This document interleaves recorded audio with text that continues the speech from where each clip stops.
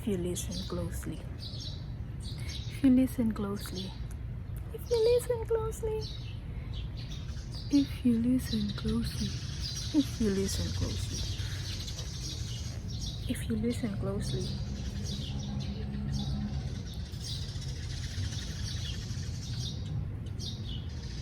You can hear the colonizers.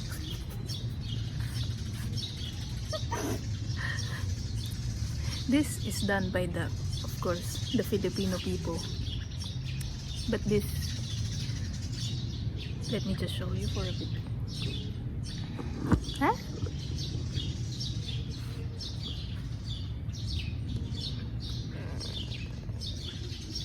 But of course, the order of the actions came from the colonizers.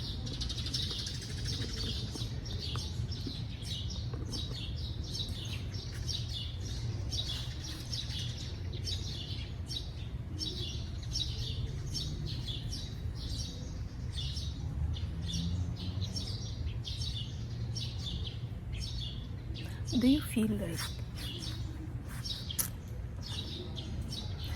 do you ever feel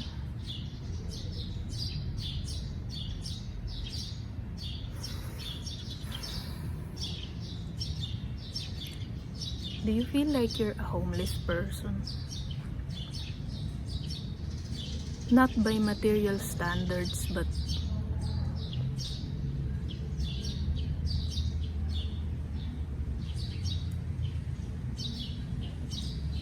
I don't know.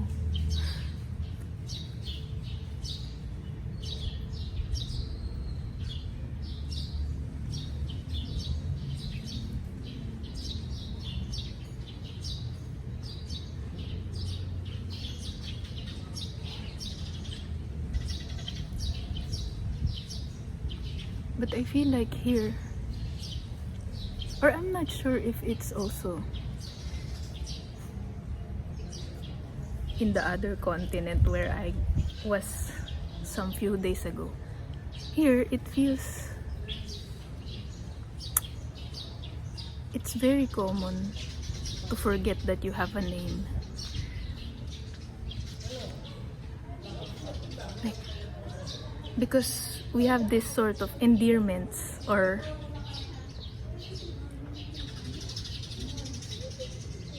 for example, you need to call someone over the street, or your neighbor, or a relative. You don't really call them by their names. You call them ate, which means elder sister, even though sometimes you can also use it with someone your age if you don't know their name. If she happens to be a woman, kuya, which is the masculine alternative of that. Tito, which means uncle, but basically you can say it to anyone. The vendor on the street, the tricycle drivers, to kuya and tito are sometimes interchangeable. And tita, which is, I think tita is when you've established some sort of, you're acquainted previously. But kuya and ate is more like ate pabili, which means ate, I want to buy something from you, sort of. I cannot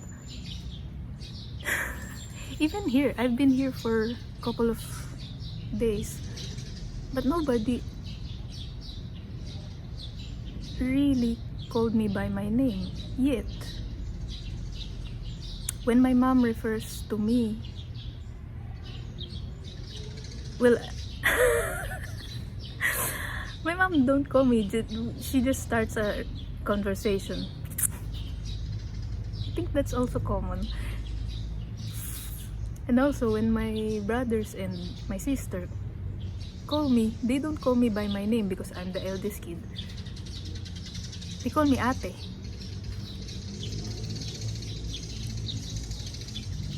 Is it also like this with you in the community where you're life is weaved with.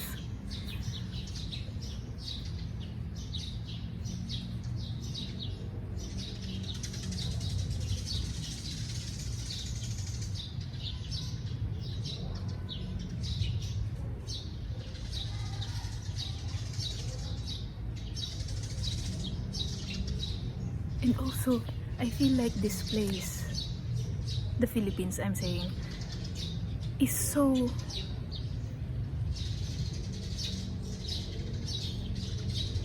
it brings so many kinds of dishes in the table of creativity. There are so many stories, so many random things. The sound of birds, the flowers growing on the cracks of the walls, the people always carrying something or doing something with their hands. It's always people are always carrying something, whether it's the electric fan or a random wood plank or a bicycle or some kind of the weight of the world. People are always carrying something and doing something with the hands, whether it's on the wheels of the jeepneys or repairing some tricycles or cooking some street food.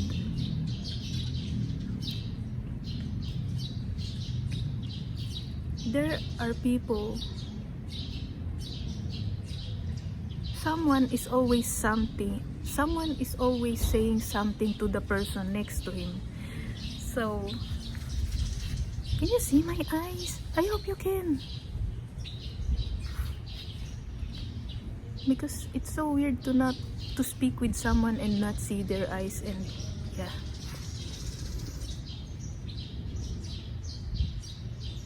So, and I see hope. I feel hope. Hope is everywhere. I already felt it when I was still in the other continent, that I feel like there is hope for the Philippines. And I even have this theory that, I don't know, maybe give it 50 years or 100 years, or I'm not sure how long, but I feel like at some point the Philippines will be a first world country. Maybe it's not very visible now, but because you will see it, people are always doing something. People are not lazy. People have teamwork. People are creative.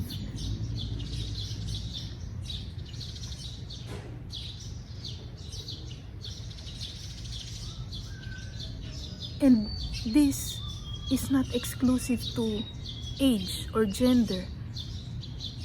Ever since you're little, you're always on the doing something already. And even when you reach an old age, a lot of people don't really retire because they can't. Well, that's the primary reason. They can't. They have to earn.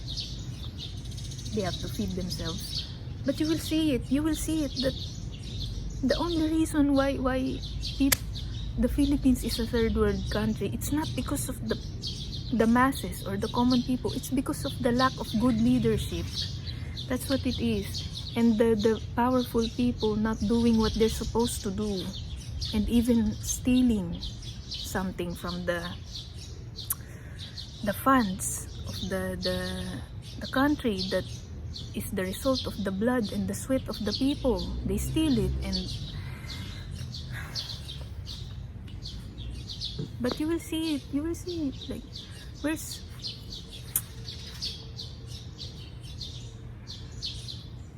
the people? They are not the ones. They are doing their part. That's what I want to say. The people are doing their part. They work longer than what is even legally allowed. They work, they start small businesses, and then you will see that we are still a third world country. Why?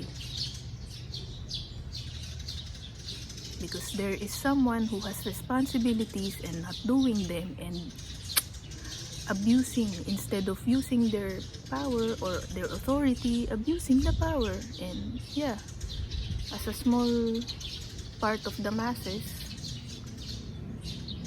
well, there isn't really much that the person can do but try to put food on the table and try to see to it that they don't end up on the streets. But yeah, even if that's the case, you will still see the people, they just do,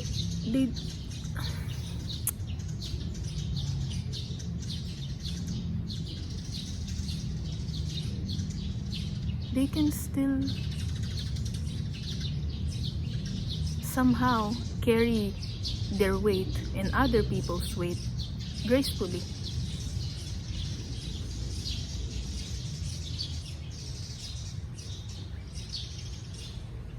So yeah, there is hope for the Philippines, and I do hope that it's a very slow sort of, yeah, things are quite slow. I can feel the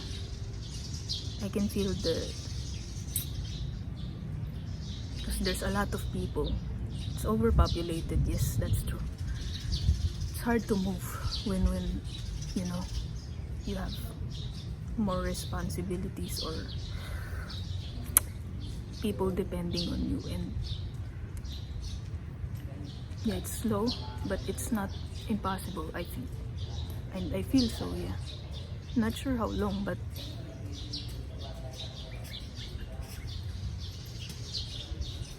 I'm not sure how long before this hope materializes itself or reaches the people's hands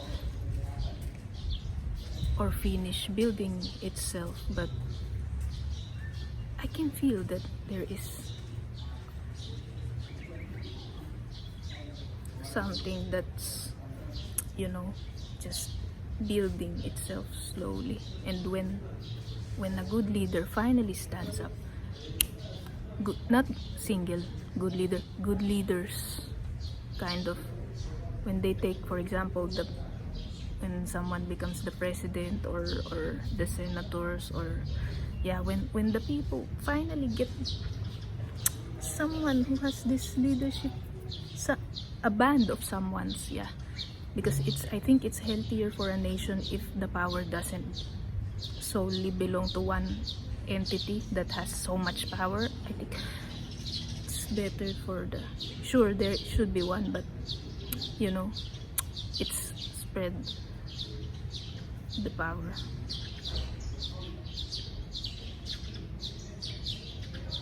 So yeah, I hope someone from the political dynasty finally decides to, well, I'm not gonna do what my father did. I'm gonna, you know, not gonna take advantage of the people. I hope someone finally breaks this curse of greed, you know.